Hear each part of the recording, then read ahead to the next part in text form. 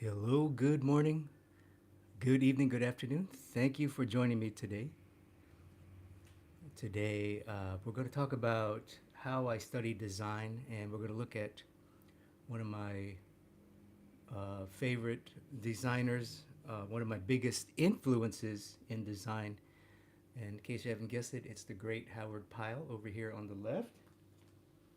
That's what this image is from. So we'll take a look at Pyle's work, and what I want to do in this video is I want to quickly talk about how Howard Pyle influenced me, what is so great about him, and why I feel he is one of the masters of design in history and composition. And then I'm going to show you a couple of exercises. So basically, how I would study Howard Pyle. So we're going to go look at some of his examples of his work, and then we're going to take one of his pieces and do a couple studies from them, and I'll show you how I look at Pyle and how I get the most out of Howard Pyle, out of his work. Learn as much as possible through studying Howard Pyle's work. So I'll show you my process for doing that. So you definitely want to stay till the end. And here on the right is just some examples of my work using some of Howard Pyle's principles. Here's another drawing. So lots of darks. So spoiler alert, we're going to talk about darks and dark massing in this video. So just some examples of that.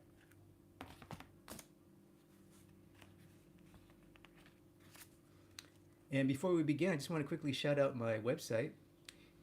Um, if you like my work, if you like this video, and you want to learn more about composition, design, head drawing, and figure drawing, go to my website at www.drawwithchris.com, and there you can access free resources. I've also started writing a newsletter again, so you get my most in-depth knowledge on composition, portrait drawing, head drawing, various topics, rendering and shading as well.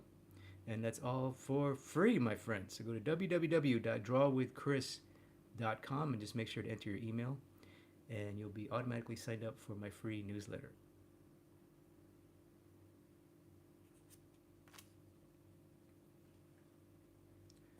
All right, so we have Howard Pyle, the great Howard Pyle, today, and this is one of his pieces. So comment below if you have heard of Howard Pyle. Maybe you're a fan of Howard Pyle. Actually, Howard Pyle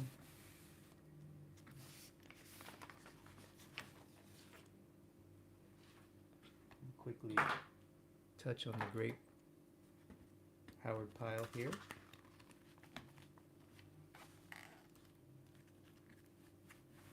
I mean, maybe you haven't heard of Howard Pyle, but you might have heard of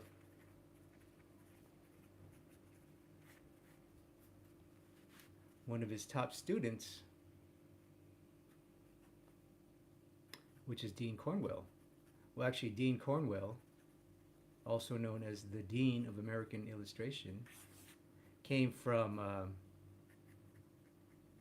man named Harvey Dunn, who taught Dean Cornwell, and Howard Pyle also taught N.C. Wyeth. So if you're a big fan of Wyeth, both of these men were heavily influenced by the great Howard Pyle.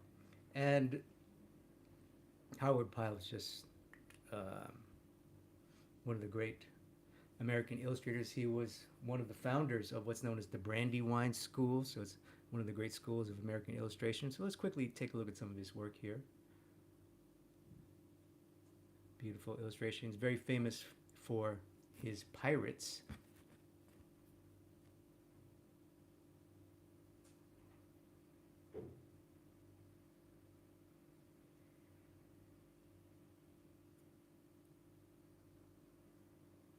Lots of beautiful darks, very simple composition, and that to me is what makes Pyle so great.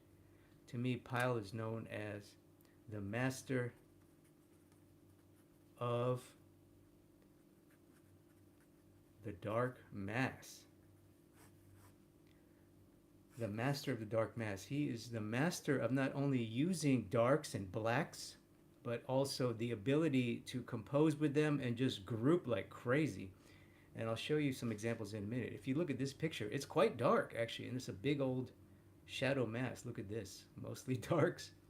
His pictures are quite dark. Look at that big beautiful mass right here. Maybe it's better if I turn it sideways.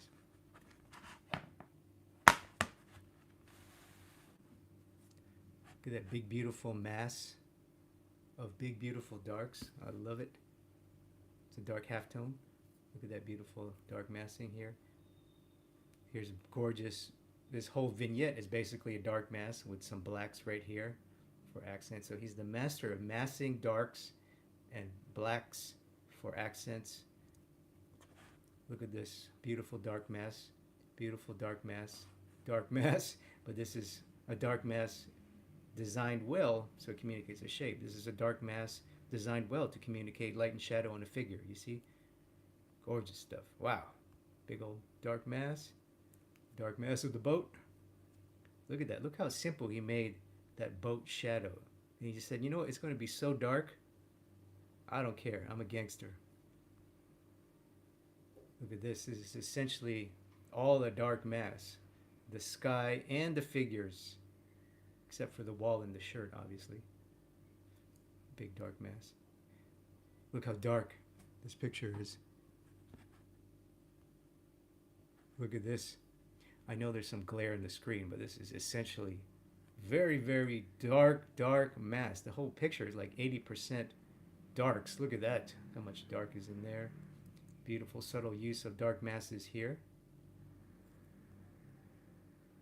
Lots of big, beautiful darks. Look at this. I mean, it's just beautiful use of masses. So this is a fairly dark mass. It's not black, but look at the blacks. This is one of his famous pieces. So big mass. Basically half the canvas is a dark halftone, and then he just pops in a dark accent here, just to remind you that, oh, hey, by the way, I'm making a picture. Look at this, my friends. This is one of his famous pieces. Stunning composition. I love this. I just love the powerful use of darks. So that's just a quick view of Howard Pyle's work. And now what I want to do is I'm going to analyze one of his pieces, and we'll talk about two different ideas that we can learn from Pyle.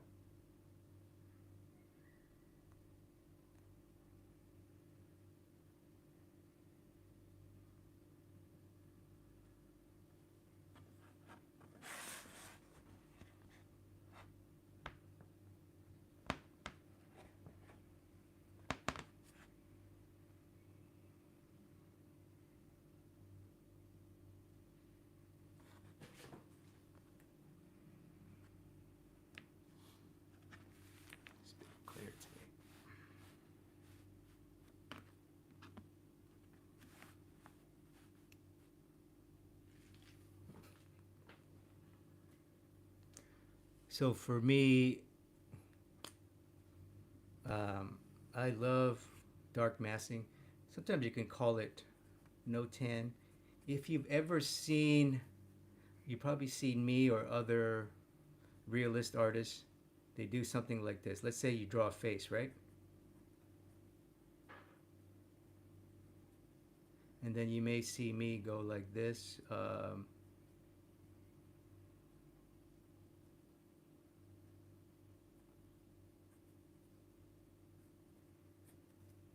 Right? Does that look familiar?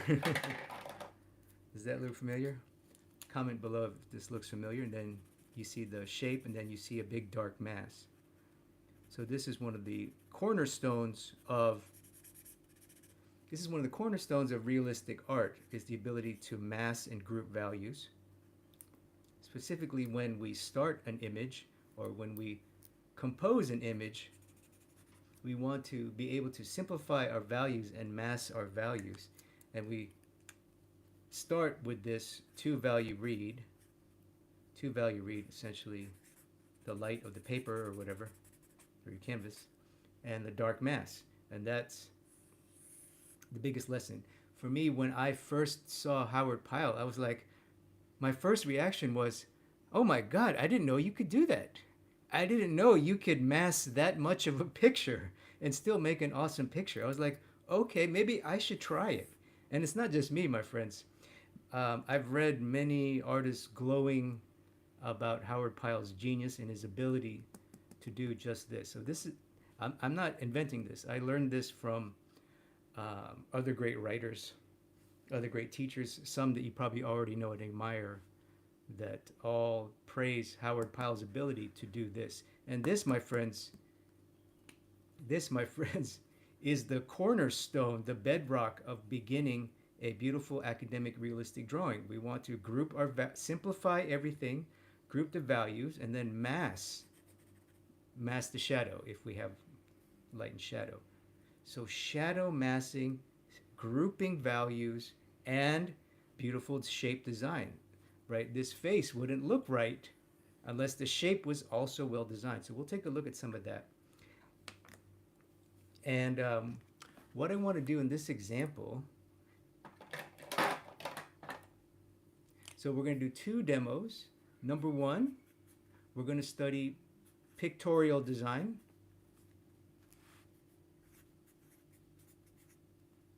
We're going to study pictorial design, also known as composition, obviously.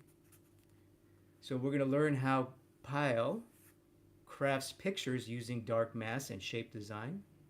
So I'll go over that. Then number two is blacks. Blacks, blacks, blacks, blacks, blacks. He is a master of using blacks correctly. It's also known as the relationship. He is the master of using blacks, really, really, really dark shapes, and relating them to the rest of the picture in a powerful way. And I'll show you how that works and how important that is. So let's begin, my friends.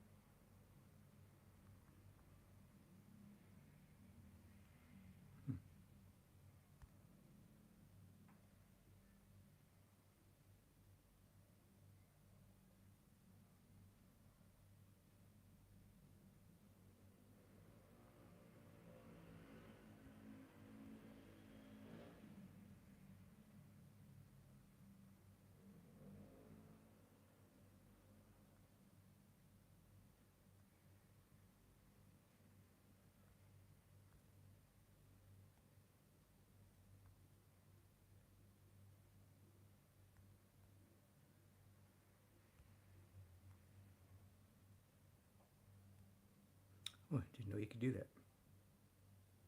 I'm trying to adjust the,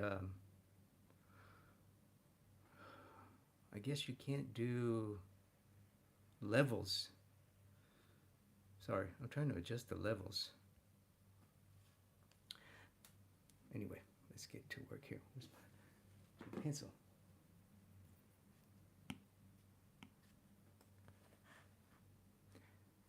Okay, sorry about that. Okay, so now let's take a look at Pyle's work, and we're going to study pictorial design or composition. I call it pictorial design. So over here on the right, this is what I see when I squint. So obviously, to properly evaluate a masterwork, a painting, an original work of art, you want to first squint. You want to squint so that you lose the information, detail information, and lose color information, but still retain the strong value read. So when we squint, we can see even stronger how powerful these masses are. And I'll show you what I see. And let's just do black and white here. Well, let's do not black and white. So I'll show you what I see. So right away, I'm looking at, we can clearly see the value contrast. So these are some of the things I look for. This is probably helpful.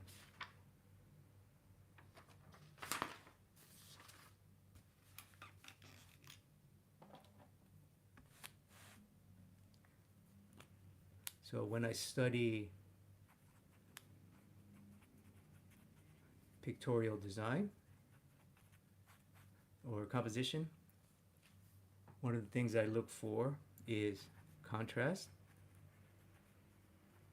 light and dark contrast, obviously. Shape contrast, I look for lines, look for masses, groups of things, and I look for placement. Placement, contrast, both value contrast, shape contrast, lines, long lines, interesting lines, useful lines, masses, and placement. And for placement, I'm aware of rule of thirds. Rule of thirds a lot. Does he use it here? This is just a filter that I have, the rule of thirds. If you don't know what that is, open your phone, turn on a camera, you know, it's this thing. It's a very simple compositional framework that I love, love, love. It's very easy to use, and we all have it in our phones. Okay, so contrast. Where are the areas of contrast?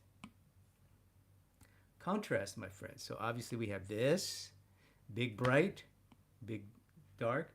Oh, and it helps to know, in terms of contrast, I look for what is the lightest light and darkest dark.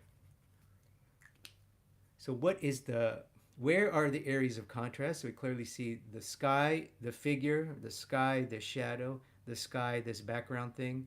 And really that's about it. There's not, yes, he's wearing a white colored costume, but it's in shadow, so it's actually quite dark. And his skin is even quite dark, and I guarantee Howard Pyle pushed that contrast. So we got contrast here, here, here, here, here. Now what is lightest light and darkest dark? Lightest light and darkest dark. Comment below. What do you see? Lightest light and darkest dark. Well, clearly for me, the lightest light is this thing, or it's over here. So that's the lightest light.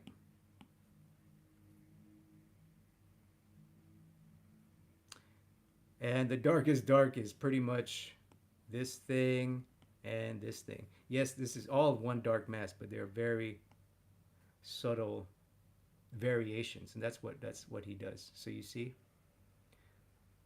lightest light, darkest dark, good. So quick value analysis of contrast of what I see. Now, shape. What shapes do we have, my friends? Shapes and lines. What shapes and lines do we have? What shapes and lines do we have? Well, we have this interesting figure, number one, and an interesting line. Look at that arc. I don't think that arc is quite accidental, my friends. I'll have to examine this picture closely. Maybe I'll discover why, but I'll probably discover why. I think I know. I'll have to know the context of this painting a little bit more. But I'm assuming this long arc shape is not an accident. It's probably not. Here's a long line of the gun. That's a nice counter. This line, my friends, is a compositional tool to counter all of this. It's very vertical. You see, this picture is very vertical. The figure is standing very upright. He's even looking slightly up. This long, tall, dark mass tree thing. So vertical, vertical, vertical, vertical. Very little horizontal. And then he puts a dark, he makes this line in this little small shape to counterbalance all of this dark. And check this out, my friends. So line, we're looking at the line of Howard Pyle. This strong line of the gun, followed by this clear, crisp, strong line of the costume. Guess what he is drawing here? Strong line of the costume, strong line of the gun, this little line right here. Guess what he's drawing, my friends? You see that? X. X marks the spot, and of course it points to the face. So he probably added this gun knowing, hey, I need more reinforcement on the face. I need the face to be heavier, to pictorially have more weight. He's basically telling you, hey, look here. He's saying, hey, look here. Hey, look here, look here, look here, look here, look here, look here. Boom, boom, boom, boom. That, my friends, we should do that, my friends. That's brilliant. We should do that. Okay, so some lines, shapes. One more shape that I see is this, and this is also related to placement. Look how strong that vertical is. So the tree is here. There's the treasure chest here. So that's vertical. Vertical. The figure is vertical. His cape's vertical. And he drew a little nugget of rock here to continue the vertical. What is this, my friends? What is that? You see that? And let's look at another shape. Look at that interesting shadow shape. Look at the shadow shape. Where have you seen this before, my friends? Where have you seen this before? That's right. It's the rule of thirds. It's the rule of thirds, just like I was saying. So this also goes to placement. He placed his dark masses at the rule of thirds. It's going to placement. He basically did this. He took this. So this is the rule of thirds. Very basic. I call it the L composition. I call it the L composition. And then he put another figure in the middle. You see that? He's basically taking the rule of thirds. So that, you see? So that's placement, masses, shape. This guy's a genius. Also in terms of placement, the figure smack dab, oops, maybe it's better. In terms of placement, the figure is smack dab in the middle. And look at this horizon line, my friends. You think this horizon line is an accident? Of course not. See, he's like saying, hey, I'm going to put the most important thing in the center of my picture. And he did exactly that. This is a powerful thing to do, my friends. To use the center of a frame is really powerful. The center of a frame implies psychological importance. Human beings know that the center of a picture is really important. So guess what he does? He places the most important thing smack dab in the middle and then frames it with one of the most simple and powerful compositional architectures, rule of thirds. And to make it even more powerful, he groups the whole thing into a dark mass. So that's why Pyle is the man. So look at all this beautiful stuff. So shape, I covered shape, covered masses, obviously it's obvious. So that's what I see. So now let's do a quick study from Pyle. We'll study the pictorial design, and then we'll do another close-up, another study of his blacks in a minute here. So let's take a look.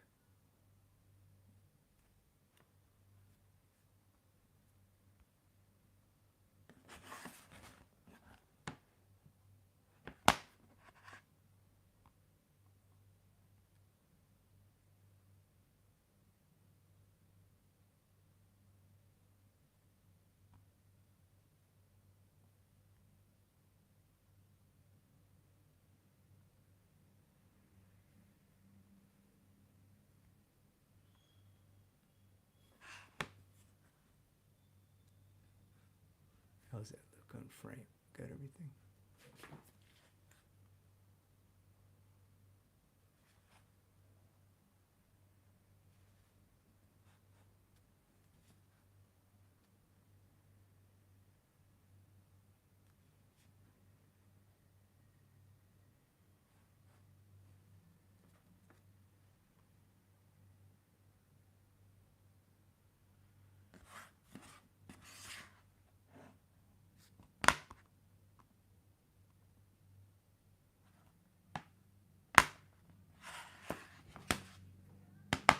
It's better this way.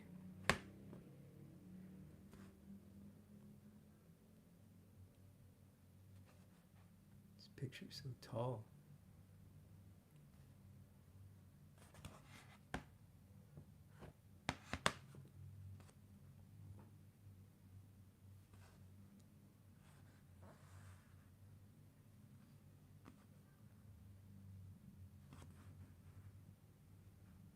Okay, let's get that out of the way there.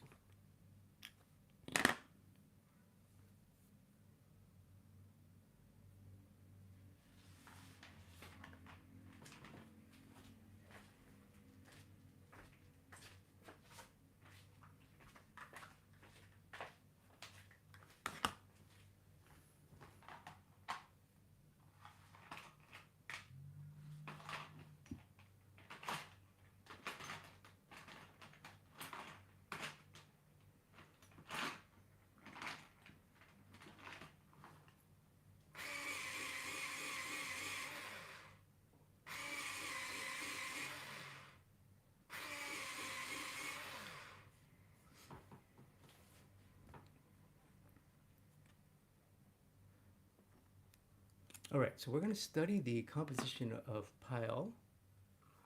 And what I like to do is I like to first try to match the aspect ratio.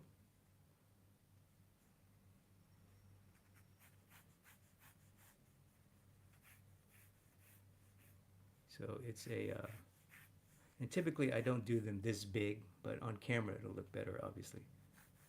So I usually do these about half the size. And if you want to learn more detail about this process, I have a whole video series on compositional thing. It's very good, very popular.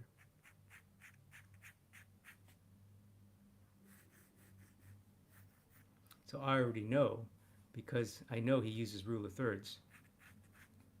You can see the cape falls within the rule of thirds. So I'm just roughly sketching the game plan. So I got the aspect ratio as best as I can. I'm roughly sketching what I see. I'm just going to sketch the shapes that I see. So the figure, we know this is roughly the center. You know, the figure's face is roughly in the center. So I'm going to try my best to sketch this figure within this frame. So I'm just going to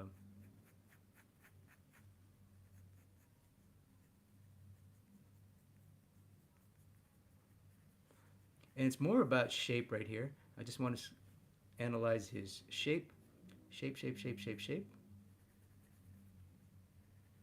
I don't need too much detail. I just need beautiful, accurate representation. So even though this is a tiny thumbnail study, You want to be very, very careful here. You want to be careful about the aspect ratio.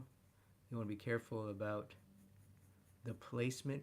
You want to try your best to match the original as best as you can just in the abstraction. So this is really an abstract design exercise. So this is great to help you think more abstractly, to help you see more abstractly. So let's see. And I know I'm adding way more details than I should, but I just need some information so I can get the figure correctly. I really want to do my best to match the aspect ratio. So already I know I need more space at the bottom, a lot more space. So this picture is a lot taller than I expected. It's much more vertical than I expected. It is quite tall. And right away I know that the original frame I used or sketched out is too wide. So you see how important the aspect ratio is? So I'm going to write that down. Number one, aspect ratio.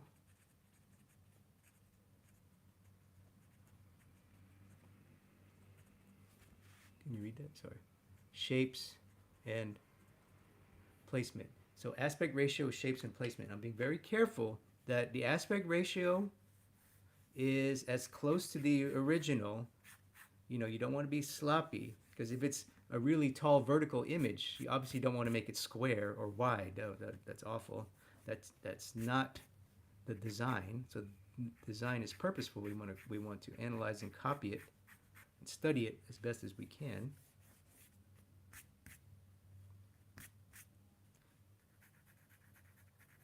So now I feel pretty good about that. This bag is touching the edge of the canvas. Now that may be the specific picture I have, but there's something to that. That's not an accident. That this little bag right here in the bottom of the painting is touching. Now I'm not going to draw all the bags and worry about detail. No, but what I need. This is important. This bag is kind of either purposely cropped by whoever took the picture or Howard Pyle intended it. I'm not 100% sure, but that cropping is important part of believe it or not, that is important to the composition. So I have to respect that. I have to respect that. So even though it's a small, seemingly insignificant detail, we have to respect it. And this shape is not an accident. I just caught this. Look at this shape, my friends. Comment below, what does this shape look like? What does this shape look like and what does it do? Comment below. Do you see it? What does this shape do? If you haven't guessed it, I'm going to draw it over here. It does this. This shape is an arrow. You see? This shape is an arrow. Whoop. You see this shape? Whoop. That is a deliberate arrow design shape, my friends. That is not an accident. He's going whoop. He's pointing you back into his composition and back into the central figure. So that is huge, my friend. So we got to, basically we can't ignore it. We can't ignore it. So I'm going to try my best to do a copy that doesn't ignore that and maintain the integrity of the original. So all of this other stuff is not too significant pictorially. So I'm going to kind of ignore that because I know I'm just going to mass it into a dark mass because that's what Pyle wanted. That's Pyle's design.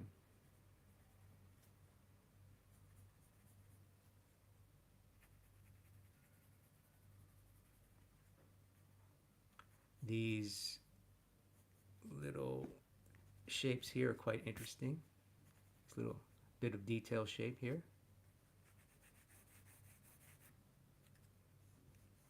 Again, correcting, I'm looking at the distance from here to here. Sorry. I'm looking at the distance from here to here, making sure I'm correct. I'm just looking at my distances, making sure I have enough space that the head's not too big, that the gun's not too long, that it's really placed correctly, because I'm really concerned about placement. I need to place this figure correctly. I need to place this figure correctly in relation to this big mass. This whole composition is, the mass is important, so it has to be drawn with care. So take your time here. Now you're looking at me and you go, wow, Chris, you're doing it in like 90 seconds. Yeah, it's because you know, I have a lot of experience. If you're new to this, you want to take your time and be cautious. Be very cautious. Treat it with care, my friends. Don't just rush through it. Probably you're watching this, you may have never done this, and you're like, oh, that looks so boring. I just want to learn rendering, Chris. This composition stuff is boring. And then in 6 months, you email me and go, oh, Chris, I made a nice drawing, but why does the composition look so bad? And I'm like, well, did you take your time looking at Pyle? No? Okay. And then we have some clouds, which are kind of not too significant. The clouds aren't that significant, in my opinion, to this detail, to the story, to the composition, to the framework. So now what I want to do is I sketched it out in pencil. Now I'm going to ink it. I normally take a ruler. So I like to make, when I do a composition study, I like to make the frame really sharp and crisp.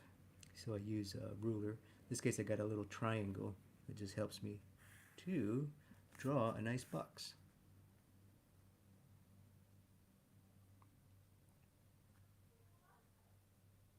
And of course, it won't be perfect, but oops, dang it.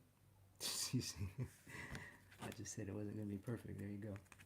But, you know, relative to what we're doing, it's great.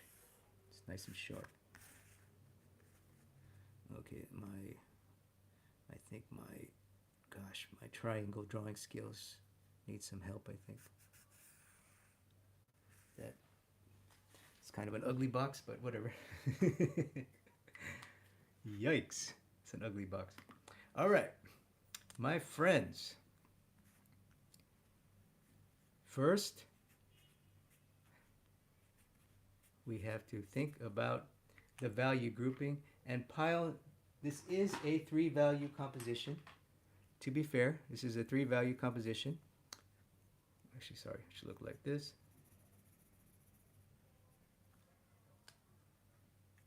And I'll explain how he uses blacks in the next study. But you can see, right? It's clearly a bunch of dark, a bunch of light, and some halftone that we have to make decisions for. So let's just start with the dark. So this whole side thing, absolutely for sure, we can just ignore the detail, including the gun, and clearly his hat and hair, right?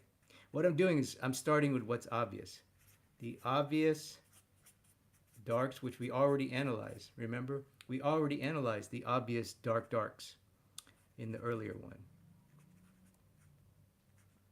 We knew that the gun is basically a compositional tool. Yes, it's a story tool, which is the same thing, really.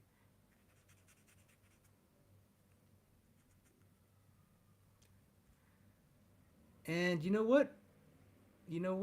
I'm going to go ahead and group his hand. His hand is not obviously dark, but to me, it is part of this mass. His hand is just another interesting detail that he added to the mass. A subtle detail, excuse me.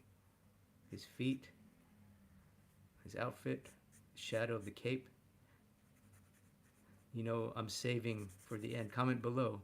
I bet you know what I'm saving for the end. There's a big decision we have to make at the end. Comment below. Does anybody see it?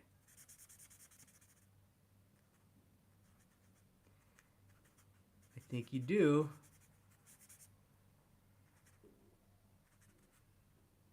Well, there's 2 big decisions we have to make about halftone.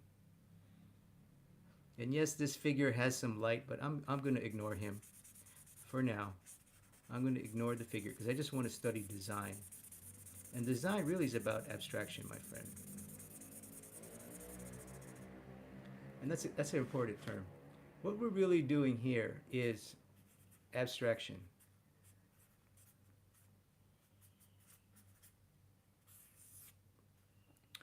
we are looking at Pyle and going, okay, okay,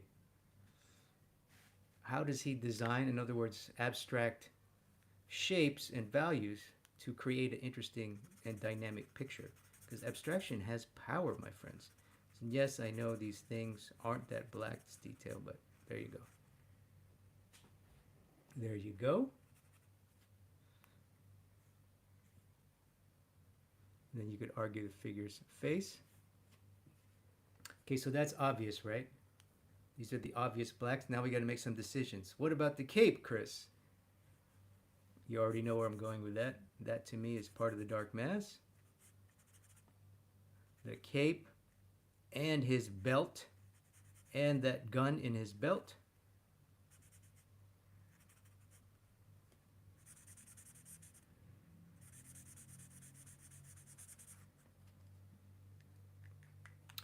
What about that, Chris? Now, detail. There's two big things. Comment below, do you know what they are? His legs too. Both feet. There's two big decisions we have to make. Number one is the shadow on the sand. The shadow on the sand. Should we group it with darks or should we group it with lights? And his face. Should we group it with darks? Should we group it with lights? Well, the answer, my friends, is all we have to do. Well, we have to do two things. We have to squint and squint. And then we can clearly see, okay, this is really dark. It's not dark as that. His face is really dark. It's not dark as that. So you know what? I'm going to group the sand and his face with halftone. I'm making that decision in the moment. Oh, there's a little light shape here. I didn't notice that.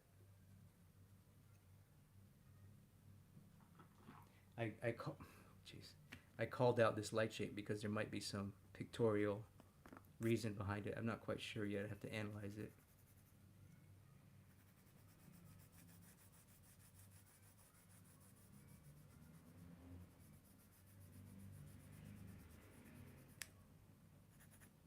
And it should be a lot darker than that. I'm going to go on that other Prismacolor here. Still not dark enough. This shadow is really dark. It could group with both, technically. But just for the sake of clarity, a bit.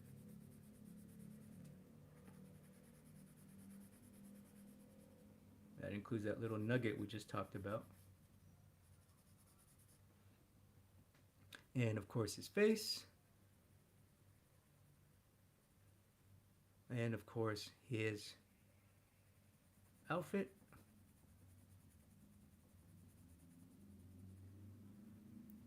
The arm is much darker than his shirt. It's almost as dark as his, it's as dark as his face and shadow, which I did group with the blacks. And then there's a little nugget of dark halftone right here. Remember that horizon line? So that's really about it, my friends. In terms of abstract design, you know, we can put a little bit of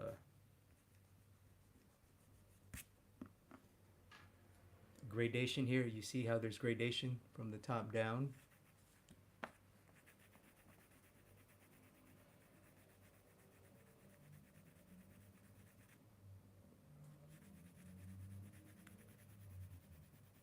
And he did this because he wants this zone to be super bright. That's why he made the sky not as bright as this zone. But it's same, it's a light shape, but it has a gradation. So there it is, my friends. There's a Howard Pyle composition study, pictorial design study, focusing on shapes and placement and simplification of values, my friends. So that is a win. Definitely, if you've never done this exercise, I highly recommend it. I have a couple videos on my channel that show how to do this in detail. And you could follow along with me and do as many Pyles as you can because he's so great. All right, let's take a look at one more. We'll look at the same drawing actually, but a different way to study.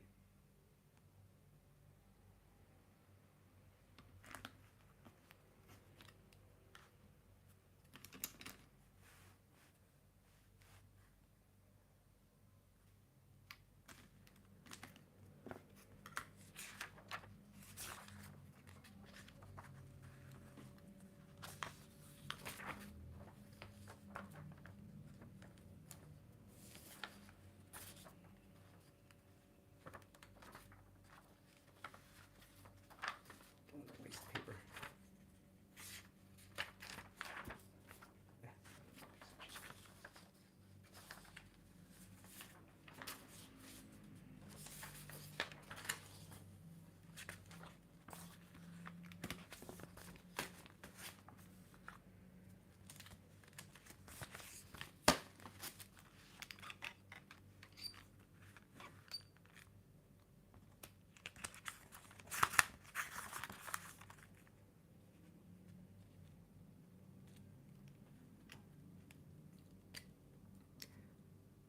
Okay, we're going to do another study from Pyle. So this is great because it'll show you how you can take the same painting and learn many things, which I do all the time. You could also learn color from this. You could learn head drawing from this. You can study his hands. You can study his guns. You can study his materials and fabric and things. So many things we can learn from this. But what I want to do in this particular example from our friend Howard Pyle here, the master Pyle, is what we want to study is the importance of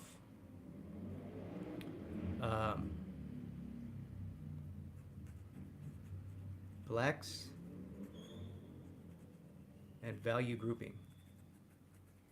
So we know value grouping. We can clearly see like, oh yeah, that's clearly a big dark mass. Remember, Pyle is the master of dark masses. So we saw the whole thing has a dark mass.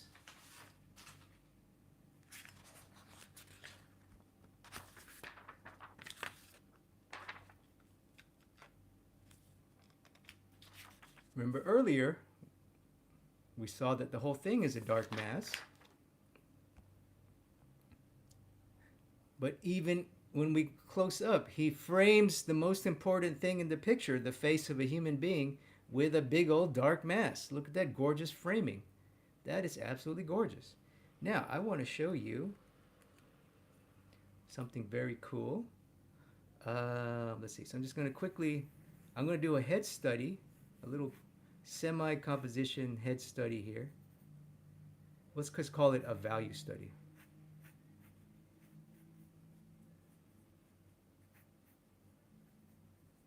So obviously we got to draw the face.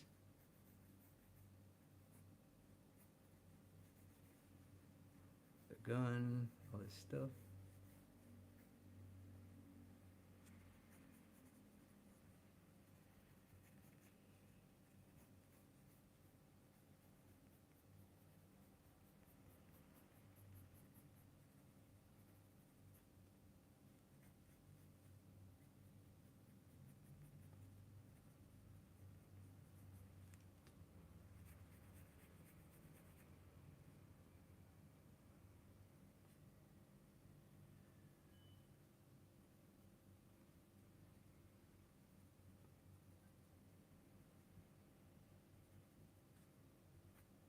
And again, notice it's not, doesn't have to be full size.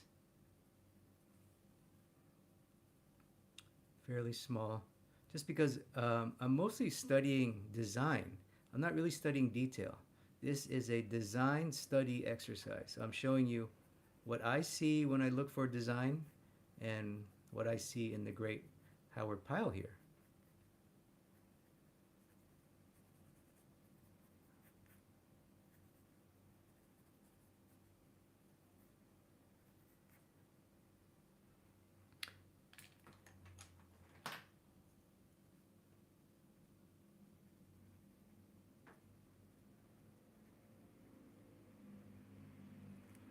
So I can see that he has a dark mass. The eyes, look how gorgeous those eyes are. Very simple dark mass shape. That's how I draw eyes. Took me many years to understand that the less you draw or paint with the eye, the better it looks. Clearly, Pyle's doing that here.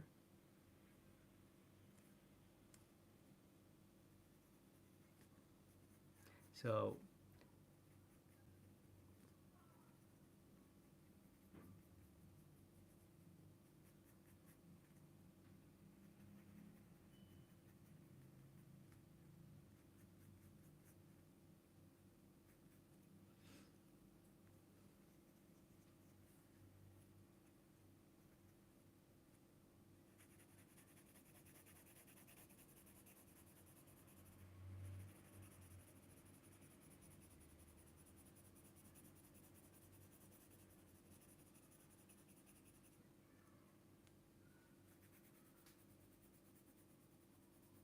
and yes, the gun has highlights and little details, but I'm going to ignore them for now.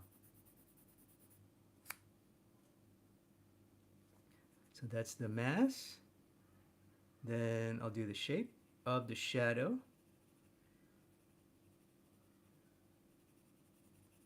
I want to show you something really cool and important here. And let me erase my construction lines a little bit here, because we need to see the value.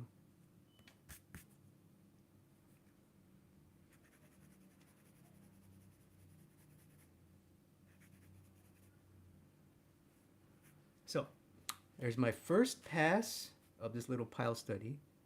Need the mustache here a little bit.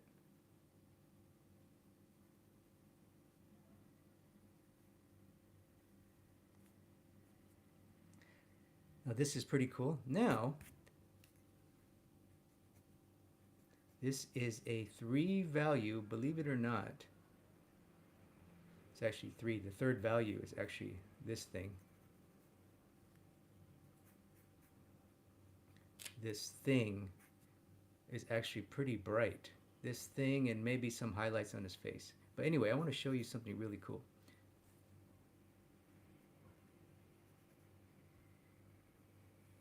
So right now we have this.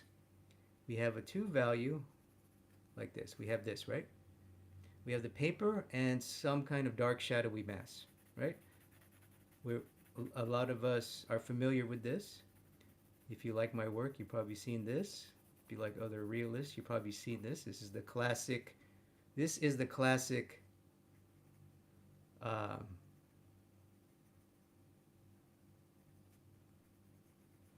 the classic chiaroscuro light shadow mask that we see in academic drawing. We know this. Now, what if we want to go here? What if, you know what, Chris? I want to show highlight. I want to show a highlight, Chris. What if we want to show the highlight? We want to go to it more of a 3 value design. Well, what I would do is, just like we saw with this, look for the obvious darks, and we also want to look for the obvious lights. So here the obvious dark is the framing, his eyes. The obvious light is this thing. In his face he has subtle lights. So let's see if we can try to get some of those subtle lights in his face, which basically means his face has to go darker because this is the brightest thing. So let's just make his face darker.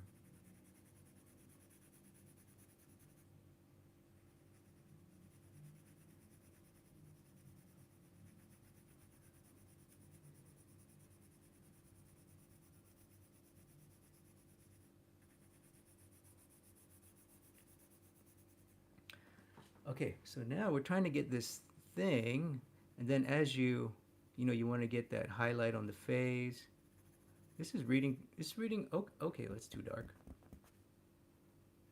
And then you try to get that little bit of dark halftone on his nose. Yeah, that looks nice. That's important to the drawing. The underplane of the cheeks, his mustache.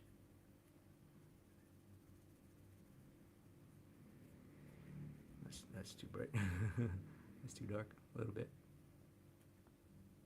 The highlight on his cheek. I want to make that highlight on his cheek. I want to get that. I want to get some of that light shapes on his chin there. And I want to separate the neck, but I'm having a hard time. You see You see what's happening here? As we starting to go into three values, which is what we have, we're starting to run into a problem. Do you see the problem? Do you see the problem? Comment below. Do you see the problem? And this is why I chose, why I love Howard Pyle so much, and why I encourage Howard Pyle so much. The problem is, my friends, is that we don't have this. We don't have that. We don't have our black. Remember, Pyle is the master of blacks. You see, without proper blacks, the halftone doesn't look right. So if you're drawing, and comment below if I have mentioned this to you. I have mentioned this to several of my students and people that I have drawn with, have asked me for help. I look at their portraits and their renderings, and they get exactly this far, and they look really good, but it looks so flat. They're like, Chris, why does my portrait look so flat? Why do my figures look so flat? And then I look at the model, or I look at their reference, and I go, well, you're missing the blacks. You're missing the blacks. So watch this. You see how flat this looks? You see how the highlight looks flat and makes no sense? You see how the dark shading and halftone gradations we made, they don't make sense. They're not quite reading. Watch this. The moment I do this, just put a little bit of black, which is what Howard Pyle does. He's the master of blacks, in my opinion. Now we're like, oh, okay. Okay, my halftone can go a little bit darker. My shadow mask can go a little bit darker. Why? Because I'm just missing the blacks. So let's go ahead and do that now. The moment that these blacks are locked in, it'll all make sense. And you're like, oh, you see, it's already starting to make sense. You're like, oh, I just needed to go darker. Yes, I just needed to go to black. And that's what Howard Pyle taught me. Howard Pyle taught me that it's okay to go to black. It's okay. You know, I used to be very scared of blacks. I still am. In my, you know, for me, blacks take a lot of confidence. To just drop in a big black mass in your painting takes a lot of confidence. And, you know, I'm still working on it, to be honest. But this helping me. Every time I study Pyle, it kind of gives me a bit more confidence that, hey, it's okay to use a big old black mass. It's okay. Blacks are okay. It's okay to go really, really, really, really dark. It's okay. You see, now it makes sense. You're like, oh, I got it, Chris. It makes sense. Now I know why my drawings look so flat. Now I know why my shadings look so flat. Now I know why my highlights look so flat. It's because you're just not dark enough. So now we have an absolute black. We have as pretty much as black as we can go. And now we can reevaluate our halftones and dark halftones, and they'll start to make sense. You'll see the highlights suddenly start to pop. You're like, oh, now my highlight's popping. Wow, thanks, Chris. Don't thank me. Thank Howard Pyle. Howard Pyle's the man. And this pencil is not sharp enough anymore. I need a new sharpener. This sharpener is not cutting it. And again, it looks like I'm drawing detail, but really I'm just copying shapes, or I'm describing the shapes that he made. So I'm not drawing detail. This is a very graphic,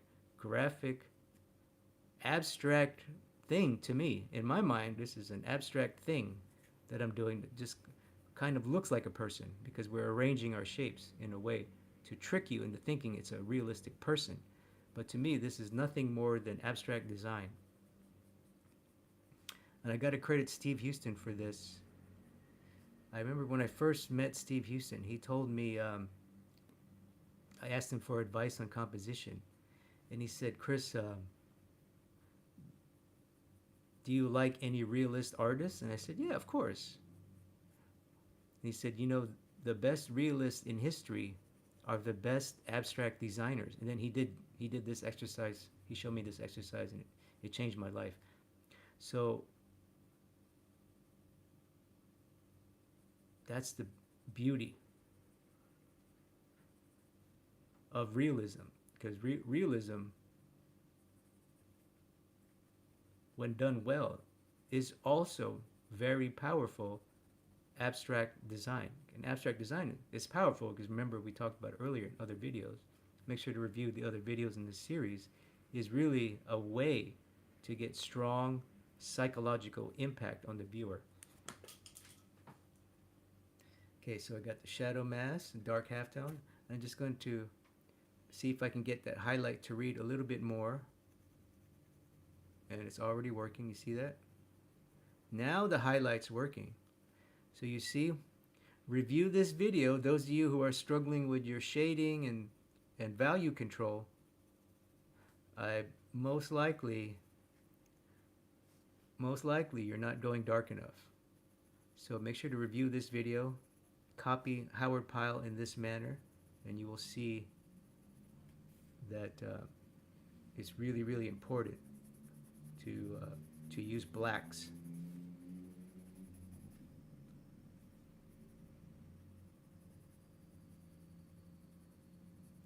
If you know, obviously, if there are blacks in your picture, or you can design them as well, obviously if you're doing a lighter story, a brighter story, a brighter composition, you're not going to go to blacks.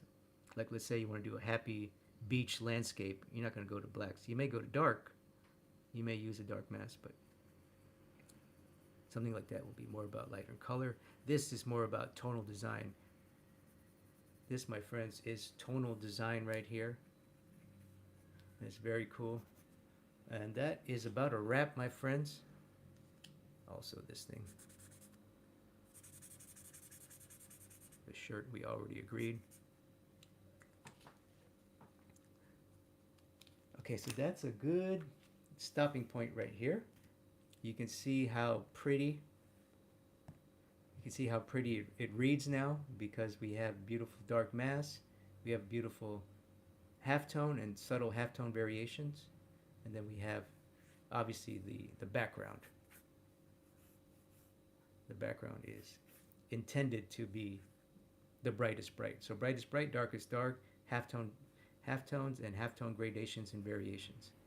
And that is a win, my friend. So now I have this beautiful, all of these lessons. Now I'm going to use them in my work. Now I know, okay, if I have a figure, if I have a dark skinned or tanned face, but I don't want it to appear too dark, I can frame it with blacks. That's one of the things Pyle recommends.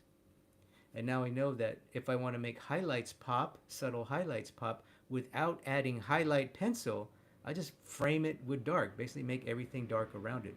Just keep making everything dark, dark, dark, dark, dark. And now I know that I won't be afraid to go to black in the eye. I won't be afraid to go to blacks maybe in the hair or in the hat, even some details over here. Because I know if it's good enough for Howard Pyle and he could do it, I can learn from him as well.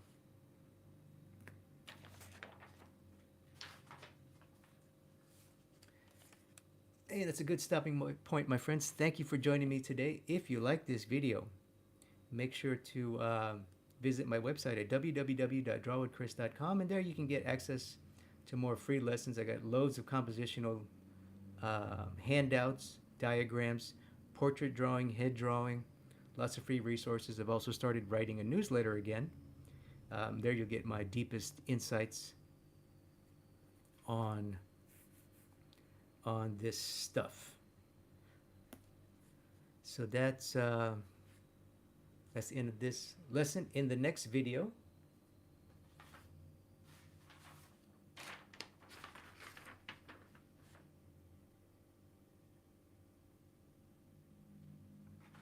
in this series, I'm going to show you how we practice some more exercises to help you practice linear design, contour design, and picture design. So I'll see you in the next video. Take care. Bye-bye.